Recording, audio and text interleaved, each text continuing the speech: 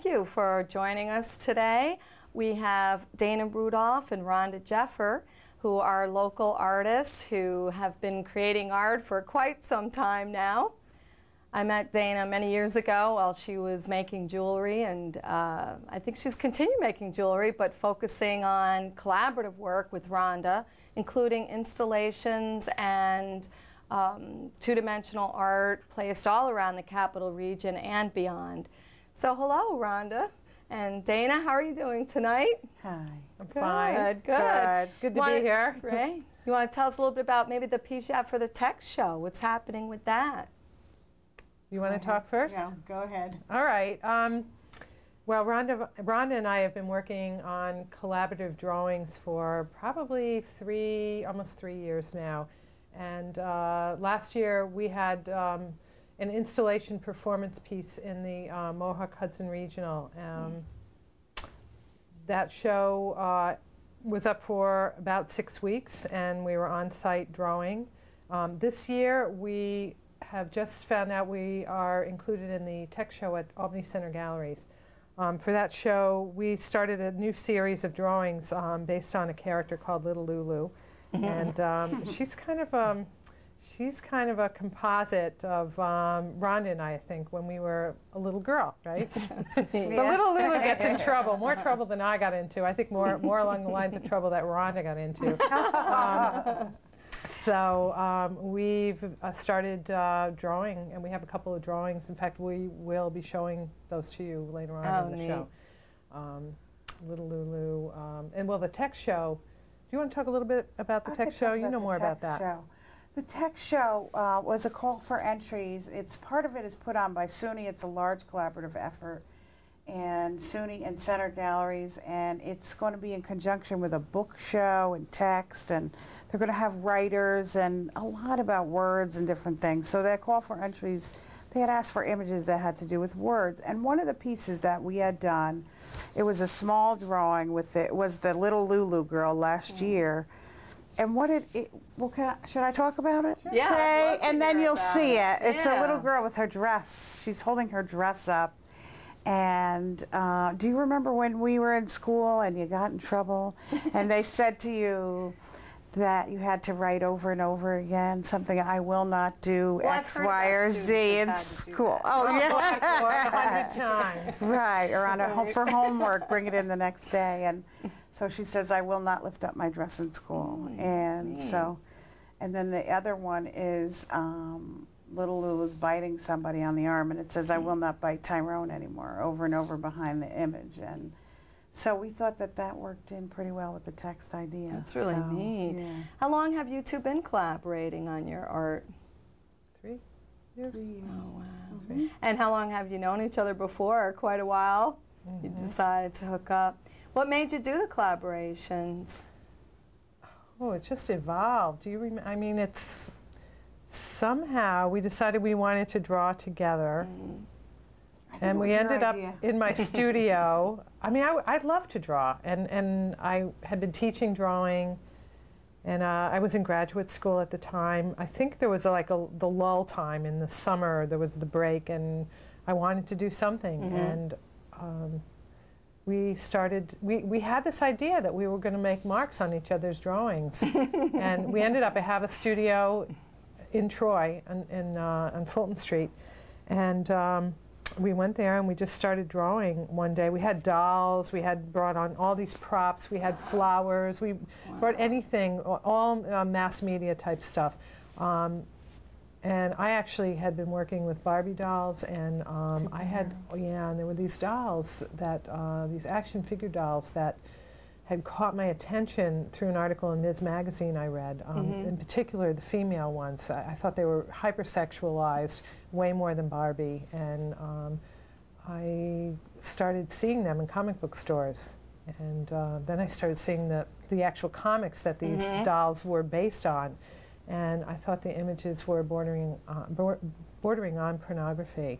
Okay. So, you know, we started bringing a lot of images from the comic books and from mass media and from these dolls into our work. So a lot of your work deals with gender issues. Is it specific to women, or do you deal with the male gender as well as the female gender issues in the media? I think gender issues are gender issues. I mean, if you're talking about my work deals most specifically with the impact on the feminine. Okay. And because I'm female, and that's what I know, and that's what I feel. But I would think that it impacts, at least our society, both genders. I also think that one of the ways that we perceived and we drew the women were as superheroes and strong vixens, and we needed to. It was a way to just bring that gender out and to bring the issues of women's sexuality out to the public in a way that made them think. When they look at it, when you look at our work, it makes you think about.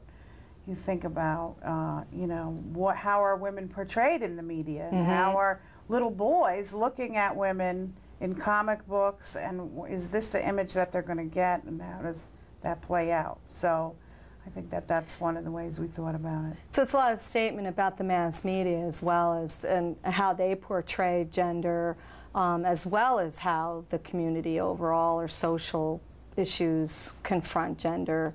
Well, I have almost as many questions about our work as anybody, anybody looking at it would. I don't necessarily have all the answers. I'm not real sure. I question a lot of these things. Again, like Rhonda, I question what is this generation of young boys? What are their perceptions of females going to be if these images are now way beyond what my generation grew up with. And I think the images are very seductive in and of themselves. I mean, even the comic books, when I look at them, the colors are luscious and they're beautifully drawn, and they are very very sensual images, and they can seduce you. They're like candy for the eye candy. I think looking at your work, I can just see the intensity of it and just see how powerful it is without knowing the background of the work. As we were talking about today, I can really see how strong it is. You have the neon, the colors that you use, the shapes used in the drawings. The issues come forth. I think they're just very powerful images. You have two-dimensional drawings that you've done together. You have the different neon work. Were those collaborative also? Neon is pretty much my work. That's your work you've been doing? Well, I was trained as a sculptor. I mean, that's where one of my master's degrees is in sculpture. That's like you kind of get tracked into one area when you're in graduate school, and that was the area that picked me. I can't say I necessarily picked it. It picked me, and I had a shop for many years. I mean, I went to art school as an older person, and the shop that I had on Lark Street in Albany, I mean, I had a huge three-dimensional neon sign built for the store. I love neon.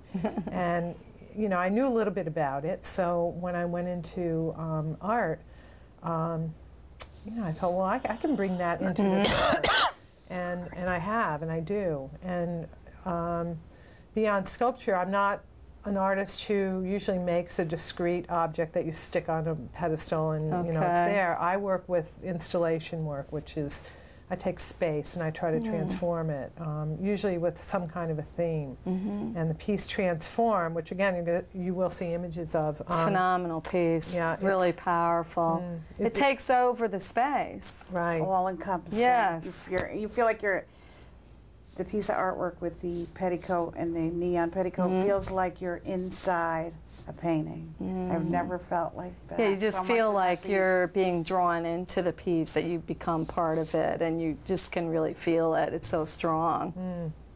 Well, that was part of what I wanted. I want, the name. I wanted all your senses, or many of your senses, to be activated, in particularly the visual. And and it goes so far as to the color is so intense it saturates all the red cones in your eyes. And when you walk out into regular light or daylight, everything has a green glow to it.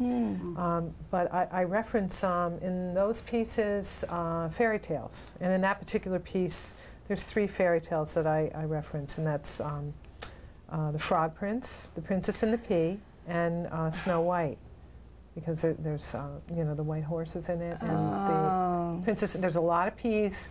I don't know, I have this thing about food. I've had rice in my food, beans in my food, now the peas, and there's 600 frogs made out of glitter in this piece. Wow. So I noticed that in the piece with the rice you had in the Hudson Mohawk Regional, is that right, last year? And you want to tell us a little bit about that piece? actually, that was a couple of years ago. That was when the Albany Airport hosted that show. The new Albany International Airport had just opened, and that piece got, you know, juried in. We go through that jury process. Yeah. And that one was called Maxon's Penance, and it was based on, I saw the movie Crumb, and about R. Crumb, the Yeah, it's really comic book amazing illustrator. movie. And for those of you who've seen it, Maxon was one of the brothers, and Maxon was a Buddhist monk, I guess, or beggar, you know, at some point.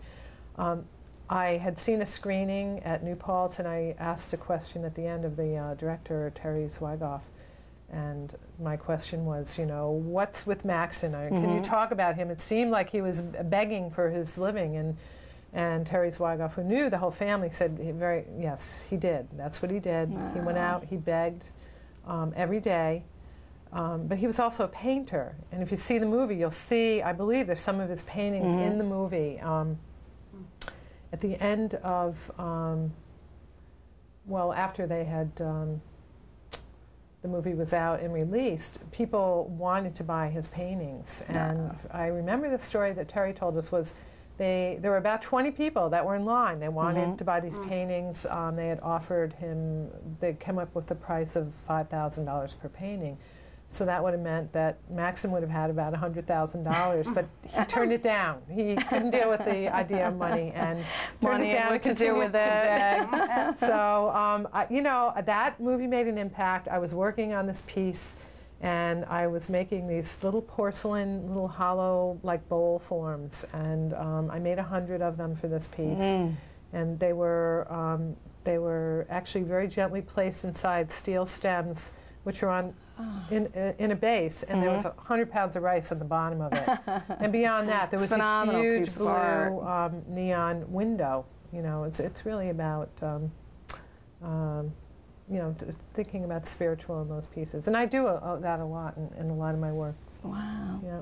Well, Rhonda, while Dana seems to be going kind of out into her space with her installation work and her solo work, I'm hearing that you're sort of going into a flatter space and smaller space with computer-generated art. Do you want to tell us a little bit about what's happening with your computer art? Oh, well, I could talk about, too, my artwork in a way, in the way that hers is expansive, mine is becoming smaller and smaller. That the pieces we make together, we make usually like 6-foot drawings together that are 6 foot by, you know, 4 or 6 feet. But when I work by myself, a lot of times I make really small drawings, 6 inches. Oh my goodness. So I really big contrast from your collaborative work, right? And from Dana's her solo work, and right?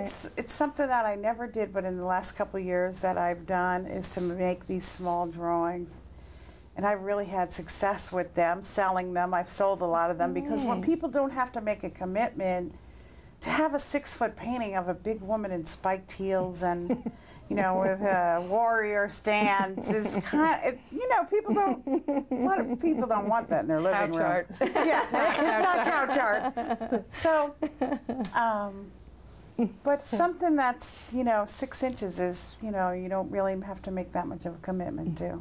Now, when you're saying you're drawing them, are you drawing on a pad actually that's feeding into the computer, or is it something you're keying into the computer? And then after you talk about maybe the process a little bit of creating the art, are you printing it out on special papers, or how is it that you physically possess the art? Well, there's 2 different things. I'm working. I'm in bed, and I have markers That's your studio. and paper. Okay. Yeah, that's my studio. Because I'm a single mom, and my son goes to bed at 9. That's my time at night. So I have my markers and my little books and my little notebooks, and I'm drawing in there. And then if I get tired of that, I switch over to the computer, and I'm working on. I just started 2 months ago, I got a computer and I learned how to turn it on. And wow, just in the past 2 months? Yeah. That's fabulous that you've gone into the artwork already. I'm in love with the computer, and I'm making artwork, and I'm having a show. Oh, it's fabulous. We're having a show together in the next month in September. And so I'm working on, I hopefully will have, 4 or 5 images off the computer, and that you'll see in this show. We're going to try to get them on the show. Good. That, are computer-generated images. And I'm seduced by the light, by the color and the light in the screen. I think I'm not always sure yet, because I don't have the technical, in 2 months I don't really have the technical abilities yet to make what I see on the screen come out exactly on the paper, but I'm working on it. But I'm very seduced by that light quality in the screen. Now, are you incorporating photo images and using different programs and importing different images into each other, as well as the drawing process included with that? Because that's something that we do too in our artwork. I mean, we use comic books and we use imagery from today, culture. We use a lot of religious. We deal with issues around sexuality, gender, death, religion. We're that iconography that's strong, Well, how do you work together? Does one of you take one part of the project and the other artists take the other part of the project? Or do you kind of sprawl out together on the floor or the tabletop and just start drawing? Or how do you kind of go through the process of the images you're making? In my studio, we hang up a large piece of paper on the wall, and one of us will start. We'll have some type of an idea in our head, and just start drawing. We actually usually hang up 2 pieces. One of us starts on one page, and one of us starts on another. And then at some point, we're like, we switch. And why do we switch? We get bored with whatever we're doing. We can't resolve it. Yeah, so I say, can you resolve this? Can you work on this? Or, this is terrible. I can't stand another minute of this. I can't. And I'll look and I go, I see something there. I see something. I know what I'm going to do. So, and it's happened a number of times that, one of us will see something in the other's drawing that the other one didn't see. So the rule is, it's the unwritten rule. Okay. Once you let go, once you let the other person then you have to really let go. If that person erases out a part that you just really loved, you can't. I mean, you can say something, but I would have a hard time with that letting go, the whole letting go of your art. Well, most artists, that's why it's a solitary thing. We don't collaborate very well. Well, we do. Yeah, I don't know how we do that. I don't know how we do it, but I think that we have mutual respect for each other. It's got to be a lot of trust. A lot of there has trust. to be a lot of trust and respect there, because I know for myself when I'm creating something, one, I don't like to be distracted while I'm being creative. And the other thing is to have anyone even kind of critique it while it's in the process or something makes me feel like, oh, well, it's not finished yet, leave me to my work kind of. I've always heard more certainly about writers that collaborate, that one maybe roughs out the notes, the other one fine-tunes it, maybe the other person's better with detail, and the primary writer, the writer who's doing the work first, may be better with creating the ideas. But with art, I don't think it's as common, is it? I mean, have you heard of other collaborative artists that work in this way? Well, around here, more and more, and I don't know if we have anything to do with that. Maybe you started a trend. Who knows? I don't know, but or maybe I'm just more aware. Okay.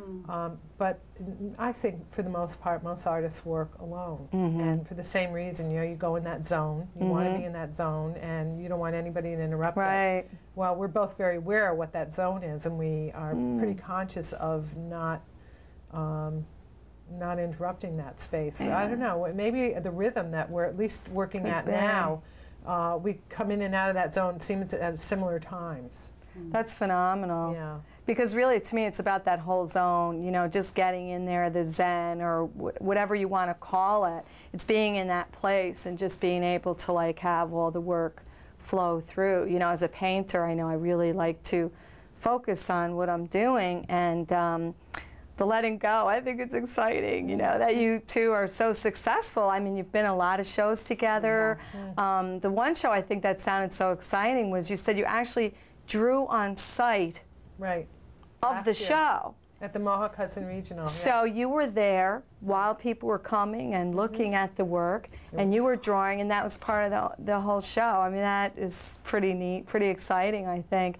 Did you have a lot of responses while you were drawing? Well, we couldn't do it as often as I would like, because I had a job every day. You know, I got a teaching job in the summer, and but on the weekends we were there, and it was hot. It was so hot. Oh, boy. Not like this summer. If only it had been this summer. But it, you know, that last year's Mohawk Hudson Regional was in the old Harmonis Bleecker Library, and it had been shut down for 9 years. They opened it, and there was, you know, 9 years worth of dust and, in there, you know, old stale air. So I think we were in a glass cube. That was the original idea. They wanted us in one of those cube areas, and they took out the top glass panel for some air, and it was still too much. There was a back room, and we were mostly in there with fans blowing and dust blowing all around, and, you know, working that large scale, we had tons of pastel dust all over the place.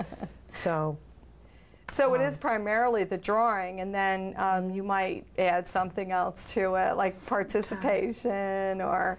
People came and spoke to us. I spoke to a lot of people. They would come and they'd ask questions about the work, and they wanted to know, well, how come you're still in here drawing when the show and everybody, all the rest of it is up, and, you know, so they talked to us, and people came back to see our work because they knew over the month or 2 months that the show was up that it was going to change.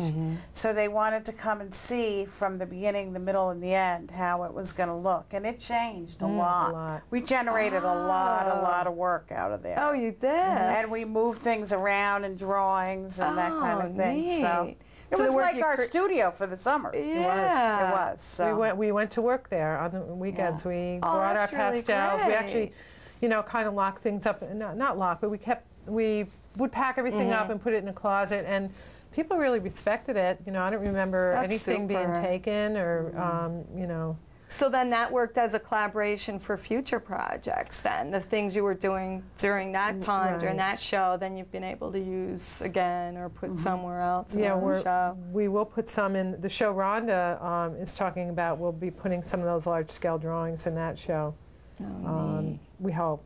I think there's room. Yeah. I think too, when we were talking back before about that process of being in the zone, when you're in a 6-foot pastel drawing, you're in it. You have pastel in your hair and on your clothes, and you're breathing, and you're just. I mean, it's such a visceral process at that point. That's one thing that's a little better to me than when I make the little ones. It's not the same as when you're just completely different experience. Covered, very. I mean, to be sitting in your room, going like this. Right. To be sitting in your room, very kind of physically confined, or physically in a small space, and to be working very small, and to be on the computer has to be a whole completely different feeling and different process than being in a big space, in a show, drawing very large pieces with someone else that you feel good about, you know, partnering up with.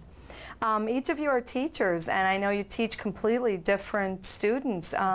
You've been working with mentally ill clients as well as the disabled, bringing art to them, using the art to help free their feelings or express their emotions.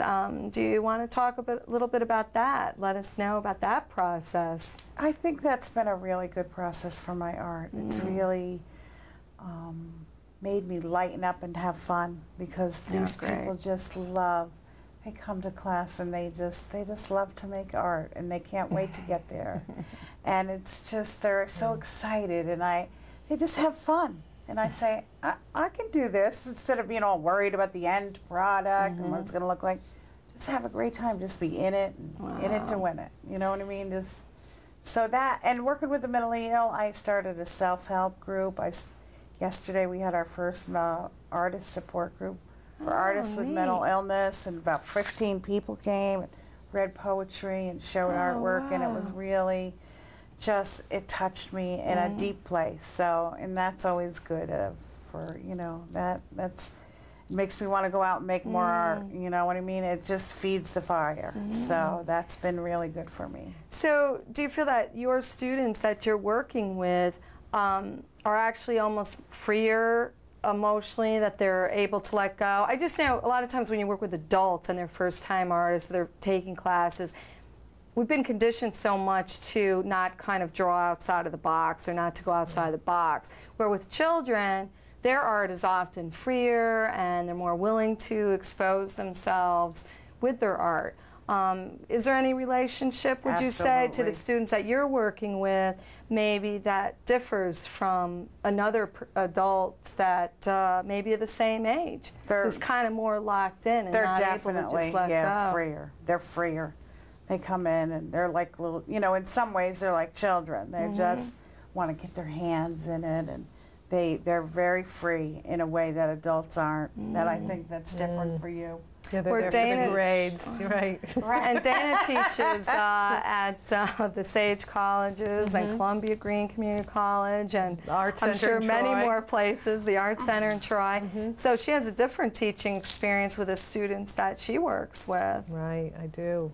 You know, just hearing you speak, I realize the difference in college. Really they're there for the grades. The Art Center, there's no, you know, that's not about grades there.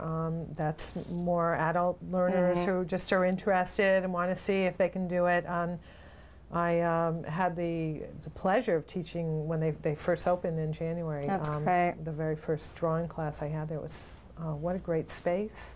It was a wonderful experience. I felt that in 4 weeks these students learned an incredible amount about drawing. I teach, and at the Sage Colleges and Columbia Green, the focus is on an academic type teaching and drawing, you know, teaching to see and to draw what you see. And I love doing that. I really do.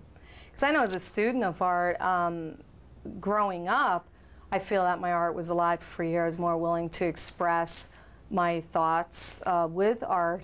But as an adult, studying again and sort of retraining myself, it's taking a while to kind of step over that threshold from feeling confined to just letting the art be the art.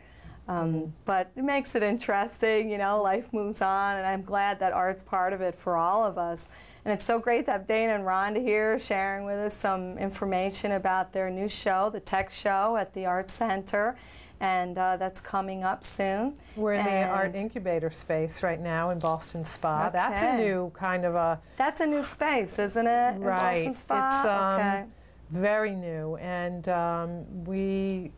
I know. I hooked up through my installation with Transform. I needed some styrofoam. And it's in an old styrofoam factory. They gave me some styrofoam that I needed, and I got hooked into their project up there. They had a styrofoam ball, their first fundraiser, July 8th, and we had an art show. Rhonda had some small sculptural pieces in it. I did a small, for me, installation. It was only 12 by 48 feet or something like that. So, and they're still there, and they're open on Friday, Saturday, and Sunday right now. So we're working on show number 2, which is a pretty open call for entries for anybody to send slides in. So we're going to see what happens up there. So that's a new, exciting development. The new Art Center in Troy. Sage Colleges is opening up a brand new art building in 2 weeks. And it's a great space. So there's a lot of things going on, you know, in the area. And then we have up at Skidmore, the new Tang Museum that opens real soon. And then I just ran into both of you at Emma Willard's new cultural center and their new art gallery. That's phenomenal, totally worth a visit. So thank you very much for coming here today, and I hope that you folks out there seek out Dana and Rhonda's work when you're out and about. It's really something worth looking at. Thank you for having us. Thanks.